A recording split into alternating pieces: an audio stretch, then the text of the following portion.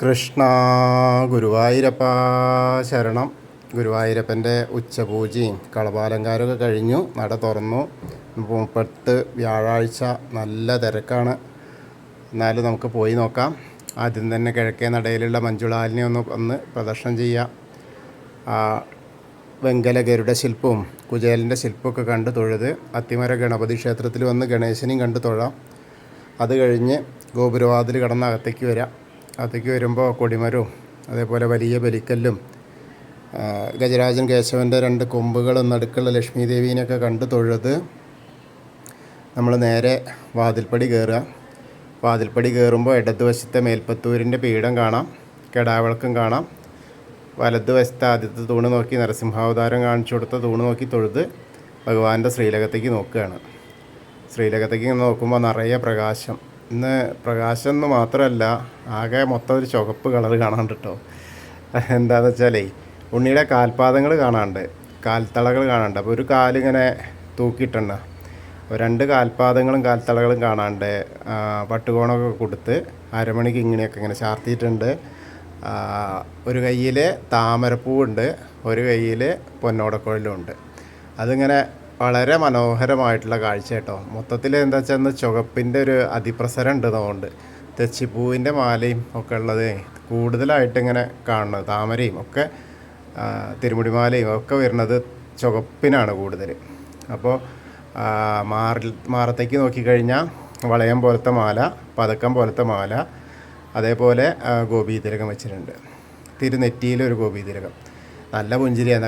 എന്താ കാരണം വെച്ചാൽ താമരപ്പൂവല്ലേ കിട്ടിയേണ്ടത്. അപ്പോൾ ആ ഒരു പൊന്നോടക്കുഴലുണ്ട്. അപ്പോൾ അതിൻ്റെയാണ് 2 തിരുമുടിമാലകൾ. ഒന്ന് ചുവന്ന പൂവും, അതായത് തെച്ചിയും വെളുത്ത പൂവും, പിന്നെ തെച്ചിയും തുളസിയും. അതേപോലെ ഉണ്ടമാല, വലിയ 2 ഉണ്ടമാല, അതും തെച്ചിയും തുളസിയും വെളുത്ത പൂവായിട്ടുള്ളത്. വെളുത്ത പൂവ് കുറവാണ്, അതുകൊണ്ടാണ് ഈ ചുവപ്പിന് കൂടുതൽ. അപ്പോൾ അങ്ങനെ ഉള്ള ഒരു കാഴ്ച. മുകളിൽ വിധാനമായിട്ട് ചാർത്തിയതും കാര്യമായിട്ട് തുളസിയും തെച്ചിയാണ്. അതേപോലെ കാതിൽ ചെവിപ്പൂക്കൾ കാണാണ്ട് വളരെ മനോഹരമായിട്ടുള്ളൊരു കാഴ്ച. അപ്പോൾ നമ്മളിപ്പോൾ അവിടുന്ന് ഭഗവാന്റെ ശ്രീലകത്തേക്ക് നോക്കി തൊഴുകയാണെന്ന് അങ്ങനെ മനസ്സുകൊണ്ട് വിചാരിച്ച് തൊഴുതോളൂ കേട്ടോ. സോപാനപ്പടിയിൽ നിന്ന് അങ്ങനെ തൊഴുത് ഇറങ്ങിയിട്ട് നേരെ അഗ്നികോണിലുള്ള ബലിക്കല്ലും അതേപോലെ തിടപ്പള്ളിയൊക്കെ കണ്ട് തൊഴുത് ആലിലക്കണ്ണനെയും കണ്ട് തൊഴാം. പിന്നീട് നേരെ സപ്തമാതാക്കളെയും കണ്ട് തൊഴുത് ഗണേശൻ്റെ അടുത്തേക്ക് വരിക. ഗണേശൻ്റെ അടുത്ത് വരുമ്പോൾ കളഭം കൊണ്ടുള്ള ചാർത്തായിട്ടില്ല, പാവ് കൊണ്ടാണ് ഉടുപ്പിത്തിട്ടുള്ളത്. ധാരാളം പൂക്കളുണ്ട്, മാലകളുണ്ട്, സ്വർണത്തിൻ്റെ കിരീടം വെച്ചിട്ടുണ്ട്. അപ്പോൾ ഗണേശനെ പ്രാർത്ഥിക്കാം. ഏകദന്തം മഹാകായം ദപ്തകാഞ്ചന സന്നിപം ലംബോദരം വിശാലാക്ഷം വന്ദേഹം ഗണനായകം. അത് കഴിഞ്ഞ് സരസ്വതി അറിയിക്കും ഒക്കെ സരസ്വതി ദേവിനെ പ്രാർത്ഥിക്കാം. സരസ്വതി നമസ്തുഭ്യം വരദേ കാമരൂപിണി വിദ്യാരംഭം കരിഷ്യാമി സിദ്ധിർഭവതു മേ സദാ. അങ്ങനെ അവിടുന്ന് വരുമ്പോൾ നേരെ ആ ചെറിയ ഗണേശനെയും അതേപോലെ മത്സ്യം, കൂർമ്മ, വരാഹം, നരസിംഹം വരെയുള്ള രൂപങ്ങളൊക്കെ കണ്ട് തൊഴുത് മേൽശാന്തിരെ അവിടെ ഒതുക്കിയിരിക്കണം. ഒതുക്കേൻ്റെ അടുത്ത് നിന്ന് അർച്ചന പ്രസാദമൊക്കെ വാങ്ങാം. പിന്നീട് അങ്ങനെ വാമന രൂപവും ഗജേന്ദ്രമോക്ഷത്തിൻ്റെ രൂപം കണ്ട് അനന്തശായിയായ അനന്തപത്മനാഭനെ കണ്ട് തൊഴാം. അവിടെ ധാരാളം വെളുത്ത മാലകളുണ്ട്, തുളസി മാലകളുണ്ട്, താമരപ്പൂവുണ്ട്. അത് കഴിഞ്ഞ് ഗരുഡാരൂഢനായിരിക്കുന്ന മഹാവിഷ്ണുവിനെയും കണ്ട് ശ്രീകോവിലിൻ്റെ പുറകുവശത്ത് വന്ന് സാഷ്ടാംഗം നമസ്കരിക്കുക. നമസ്കാരമൊക്കെ കഴിഞ്ഞ് നേരെ വരുമ്പോൾ ബാക്കിയുള്ള ദശാവതാര വിഗ്രഹങ്ങൾ കാണാം. അതേപോലെ മുകളിലേക്ക് നോക്കിയാൽ നരസിംഹസ്വാമിയെ കണ്ട് തൊഴാം. ശ്രീരാമചന്ദ്രനും ബലരാമനും ഭാർഗവരാമനും ശ്രീകൃഷ്ണനൊക്കെ കണ്ട് തൊഴാം. ശ്രീകൃഷ്ണൻ്റെ അവിടെ നിന്ന് തുളസിമാല ഉണ്ട്. മുരുകന് ഭസ്മാഭിഷേകം കഴിഞ്ഞിട്ടുണ്ട്. അതേപോലെ ഹനുമാൻ സ്വാമീനെ കണ്ട് തൊഴാം. അവിടെ നിന്ന് 2-3 മാലകളുണ്ട്. അതേപോലെ ധാരാളം കുങ്കുമമുണ്ട്. അപ്പോൾ ഹനുമാൻ സ്വാമിയെ കണ്ട് പ്രാർത്ഥിക്കാം. ത്വമസ്മിൻ കാര്യനിര്യാഗേ പ്രമാണം ഹരിസത്തമ ഹനുമാൻ യജ്ഞമാസ്തായ ദുഃഖക്ഷയകരോഭവ മനോജവമാരുതതുല്യവേഗം ജിതേന്ദ്രിയം ബുദ്ധിമതാം വരിഷ്ഠം വാദാത്മജം വാനരയൂതമുഖ്യം ശ്രീരാമദൂതം ശിരസാ നമാമി. ബുദ്ധിർബലം യശോധൈര്യം നിർഭയത്വം അരോഗത അജാഡ്യം വാക്പടുത്വം ഹനുമസ്മരണാത് ഭവേത്. ഓം നമോ ഭഗവതേ ആഞ്ജനേയായ മഹാബലായ സ്വാഹ. അതിനെ കണ്ട് തൊഴുത് അവിടുന്ന് വരുമ്പോൾ രാധാകൃഷ്ണ വിഗ്രഹവും കാളിയമർദ്ദന രൂപവും വെണ്ണക്കണ്ണനെയൊക്കെ കണ്ട് തൊഴാം. പിന്നെ ഓവിൻ്റെ അവിടെ വന്ന് പ്രാർത്ഥിക്കാം. അത് കഴിഞ്ഞ് താമരക്കണ്ണനെയും കണ്ട്